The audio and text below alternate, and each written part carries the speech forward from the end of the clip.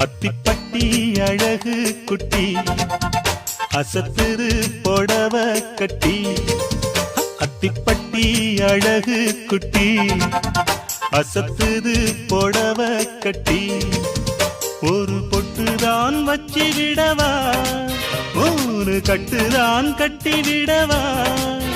இந்த கட்டில் அடுத்து ஒரு தொட்டில் இருக்கும் ஆறு கட்டி புடிச்சு ஒரசு